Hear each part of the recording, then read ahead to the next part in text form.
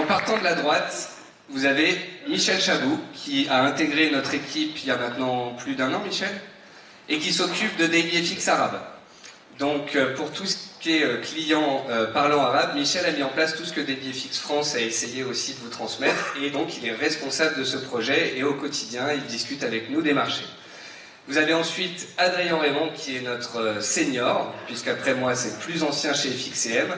C'est notre compagnon d'analyse sur les marchés. Vous avez Romain Cap, qui est le junior, dernier arrivé de l'équipe, et vous retrouverez donc ses statshots, ses SSI, ses descriptifs sur certaines paires d'actifs sur DailyFX. Et puis, notre petit nouveau, qui fête ses 1 an et 3 jours, puisque je vous l'ai présenté pour la première fois au Palais Brognard, c'était le 20 mai 2013, Vincent Gann, donc, qui est aujourd'hui responsable de la production sur DailyFX. Encore des applaudissements pour cette magnifique équipe. Et quant à moi, je me fais vieux, donc je vais tirer ma révérence et laisser mes 2 analystes seniors vous présenter les prévisions trimestrielles DailyFX. Donc, merci Nicolas. Alors donc vous m'avez déjà vu, donc Vincent Gann et moi, on fait tous les jours, tous les matins des analyses donc, sur le CAC 40, le DAX, l'euro-dollar. On anime justement, des sessions de trading, des webinaires, moi 9 à 15, Vincent Gann dans l'après-midi pour les publications macroéconomiques aux États-Unis et l'ouverture des marchés US. Eh bien, nous vous proposons justement nos stratégies en ce moment sur les marchés. Les marchés ne sont pas tellement, on va dire, évidents, parce qu'il y a une baisse de la volatilité, il y a donc pas mal de marchés qui sont coincés dans des ranges en ce moment, comme vous l'avez vu. Et donc, ça va être un petit peu difficile d'avoir une prévision boursière pour les mois à venir, sachant que le marché ne bouge pas, mais on va faire de notre mieux, justement, de vous proposer des stratégies dessus. Donc bonjour à tous, j'étais pas parmi vous ce matin, c'est vrai qu'Adrien a déjà pris la parole au moins 2 fois dans 2 conférences intéressantes, donc je suis heureux d'être ici. Nous, ce qu'on va essayer de faire avec Adrien, c'est de vous donner nos convictions fortes sur un certain nombre de marchés. On couvre tout, le marché d'échange, les matières premières et les indices.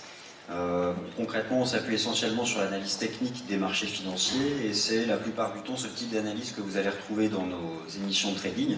On a aussi quelques graphiques fondamentaux qui viendront appuyer nos vues de marché. Les vues de marché qui vont vous être présentées ici sont des vues de marché de moyen terme, donc qui concernent les prochaines semaines. Et on anticipe notamment, notre conviction est que le dollar américain a probablement fait un creux de marché majeur. Alors, ce que vous avez sous les yeux, peut-être que vous le connaissez, on vous le montre régulièrement, c'est un graphique du dollar américain en données hebdomadaires, donc la tendance du dollar américain. D'ailleurs, depuis le lancement de la phase 3 du quantitative easing, nous étions donc en 2012, un dollar américain qui a beaucoup progressé, puis finalement, étonnamment d'ailleurs, parce que personne ne l'attendait, depuis 1 an, le dollar américain baisse. Il a perdu aux alentours de 8%, il a perdu jusqu'à 8% depuis le mois de juillet dernier, et surtout il a perdu 4 à 5% depuis le début de l'année. Alors qu'en décembre dernier, eh bien, tout le monde parlait de tapering du QE3, donc de réduction de la création monétaire aux États-Unis, et puis généralement ça c'est un facteur qui est censé soutenir une monnaie. Et pourtant, le dollar américain a baissé. Nous, ce que l'on pense, pour des raisons fondamentales, mais ici c'est un graphique qui vous est exposé, on estime que le dollar américain est revenu sur un niveau de support majeur, et puis maintenant depuis 2 semaines, et ça c'est une capture d'écran qui date de la semaine dernière, donc depuis le mouvement s'est confirmé, on estime que le dollar américain va rebondir, et la grande question qu'on se pose, c'est est-ce que ce rebond technique du dollar américain peut se transformer en un grand marché haussier? Et puis, on a peut-être déjà un début de réponse avec ce que fait la paire euro-dollar, puisque eh bien, le dollar se renforce face aux devises européennes, notamment donc l'euro, la livre sterling c'est autre chose, et puis plus récemment face au dollar des antipodes. Donc notre anticipation elle est haussière sur le dollar américain, et moi je vais me concentrer en fait sur la phase de baisse depuis le début de l'année, donc qui est encadrée par cette flèche, et puis donc on passe sur un horizon de temps inférieur, encore une fois c'est de l'analyse technique, un graphique en données journalières, et puis depuis, encore aujourd'hui, nous sommes allés au-delà. Donc notre conviction c'est que le dollar américain va progresser lors des prochaines semaines. Maintenant la grande question c'est comment est-ce qu'on peut investir sur cette hausse du dollar américain. Là, vous avez une réponse, c'est un actif sur lequel on peut investir à travers un contrat pour la différence, un CFD, mais il y a d'autres façons d'intervenir. Donc maintenant, c'est un graphique de l'euro-dollar. En fait, moi j'ai déjà proposé une stratégie sur l'euro-dollar tout à l'heure, ce matin, Et je vous ai expliqué justement les raisons pour lesquelles moi je pense également que le dollar américain va s'apprécier. Alors, il faut dire en fait que l'actif que vous avez vu tout à l'heure sur le dollar US, c'est donc l'évolution du dollar américain contre l'euro, la livre sterling, le yen et le dollar australien. Donc les 4 devises principalement traitées par les marchés, par vous, les clients, les traders particuliers.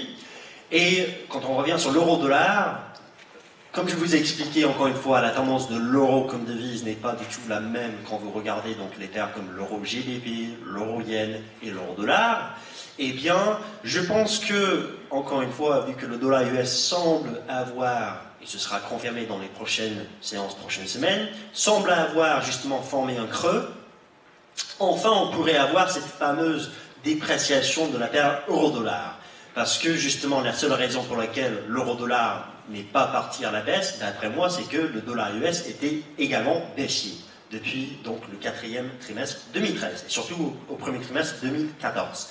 Donc, maintenant que le dollar peut, théoriquement parlant, techniquement parlant, repartir à la hausse, eh bien, j'aurais envie quand même de maintenir un billet baissier, donc une stratégie de vente sur l'euro-dollar sous les 1,40. Ça veut dire pour vous que, alors aujourd'hui nous sommes en dessous des 1,3650, ça veut dire qu'on peut quand même remonter vers les 1,40, mais je pense que tant que le dollar US, donc l'indice dollar US, tient ces 10 000, allez, on va dire 10 300 points. Donc là, en fait, on a fait un point bas il y a 2 semaines à 10 370. Voilà. Eh bien, je pense que l'euro-dollar va avoir du mal à progresser au-delà des 1,40. Donc, nos prévisions sont baissières. J'ai un objectif à 1,35, comme vous avez vu ce matin. Et en fait, on pourrait à ce moment-là, en fonction de ce qui se passe avec la BCE le mois prochain, en fonction de ce qui se passe techniquement parlant sur les 1,35, prévoir davantage de pertes. Mais vous savez en fait qu'un marché ne baisse et ne monte jamais en ligne droite, sauf peut-être les indices américains. Eh bien là, on pourrait avoir quand même une réaction sur le marché vers les 1,35. Vous voyez que c'est quand même un niveau clé. Donc ça ne veut pas dire qu'il faut vendre à tout prix, ça ne veut pas dire qu'il faut vendre maintenant, ça veut dire qu'à terme, mettre en place une stratégie de vente de long terme alors que vous avez des fondamentaux qui plaident en Europe d'une dépréciation de l'euro qui pourrait aux États-Unis enfin favoriser justement le renforcement du dollar en fonction des prochaines statistiques aux États-Unis, eh bien je trouve que ce trade-là, il est très intéressant. Donc espérons maintenant que l'euro-dollar casse ses supports, et ce qui est plus important, pour ceux qui connaissent justement FXM, pour ceux qui connaissent dailyfix.fr, nous surveillons justement un indicateur de positionnement de nos clients réels, c'est le Speculative Sentiment Index, le SSI, qui, lorsqu'on était encore sous les 1,40, qui indiquait que aux alentours des 80% des traders particuliers étaient à la vente de l'euro-dollar, alors que l'euro-dollar, il faisait comme ça.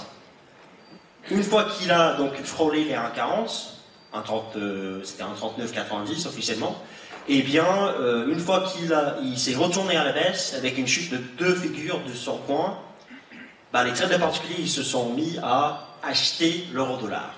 Donc aujourd'hui, en fait, le SSI, encore hier, il montrait que 45% de nos clients chez FXM étaient donc à l'achat, c'est-à-dire que 55% étaient à la vente. Maintenant que l'euro-dollar casse aujourd'hui les 1,3650 et qui donc continue plus bas, il pourrait y avoir justement une inversion de ce SSI. C'est-à-dire que les traders particuliers vont commencer à acheter quelque chose qui baisse parce qu'ils pensent que voilà, j'ai plus envie d'acheter quelque chose qui n'est pas cher, qui baisse, que de vendre justement dans le sens de cette dynamique.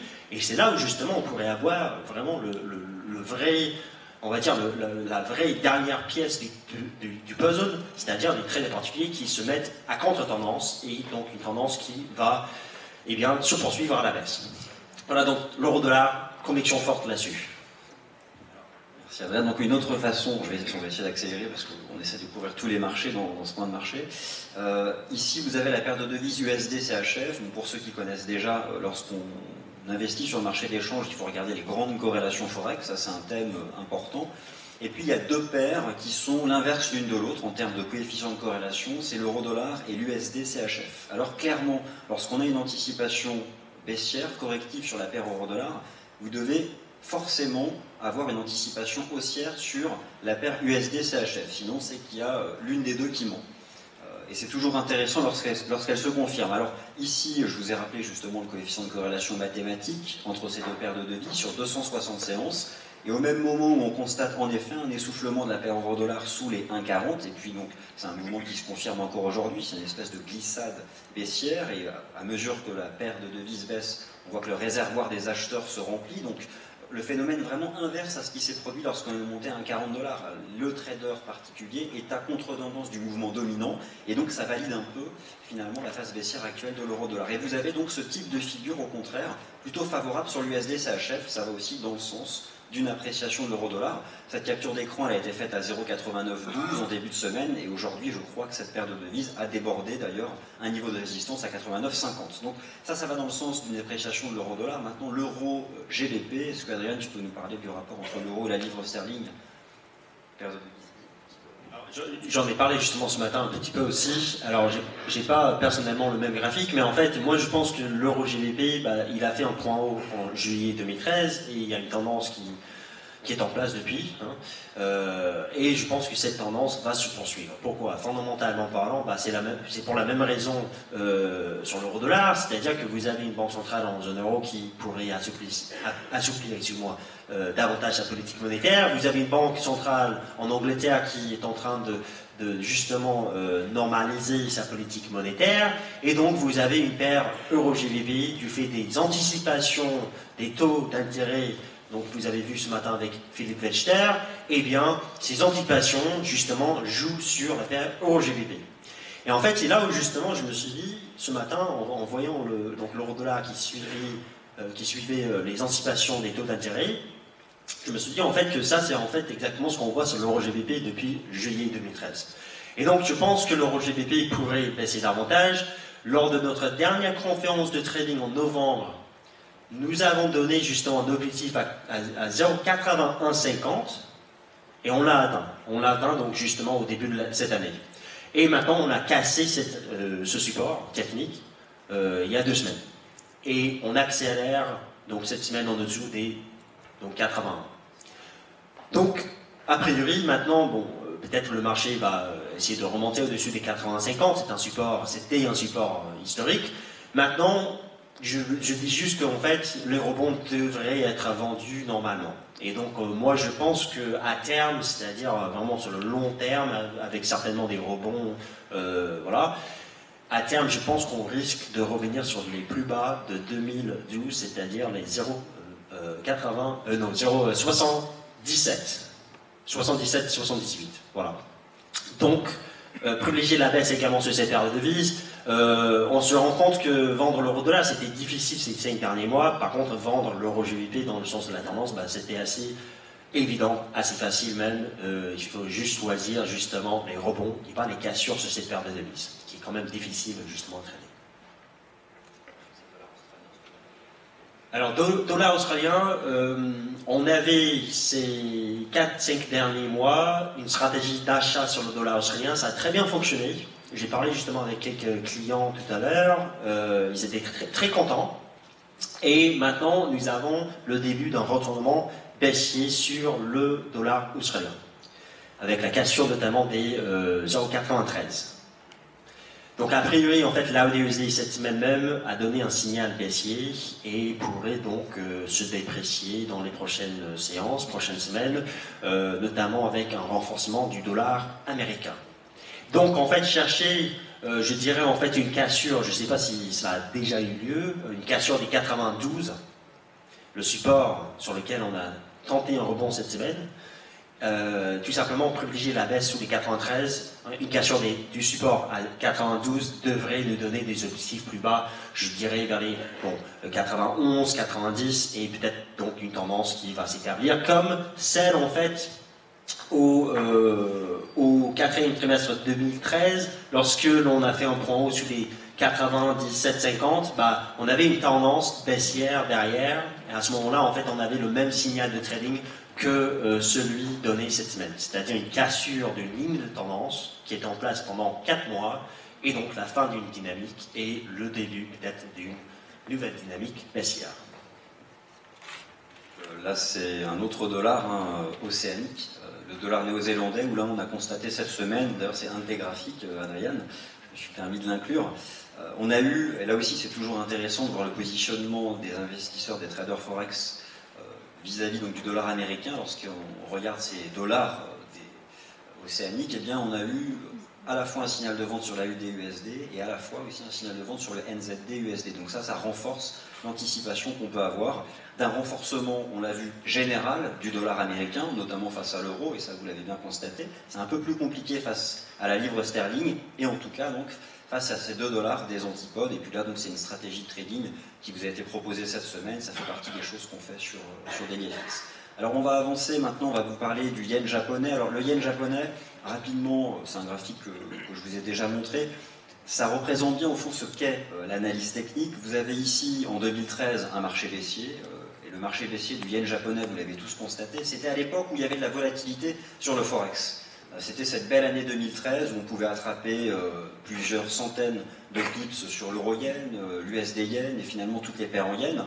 Et puis finalement cette volatilité, elle a fini, elle reviendra, mais par quitter aussi le marché d'échange, alors qu'on sait aussi qu'elle a quitté le marché des actions. Et donc sur le yen japonais, vous avez une grande tendance baissière, et c'est étonnant parce que le point bas a été fait pile poil, eh bien, la dernière séance de l'année 2013. Le premier trimestre est à cheval sur le second trimestre 2014 a vu le yen japonais se stabiliser. Là aussi, ça fait partie des standards de l'analyse graphique, c'est-à-dire que pour passer d'un marché haussier à une phase haussière, on a toujours une période de transition, surtout lorsqu'il s'agit de retourner une aussi puissante tendance baissière. Il faut que le marché puisse construire ce que moi j'appelle un socle. Et là, donc, on a des prémices d'un redémarrage haussier. Vous l'avez constaté ces derniers temps par la baisse des paires euro-yen, GBP yen et USD yen. Et puis, il y a déjà donc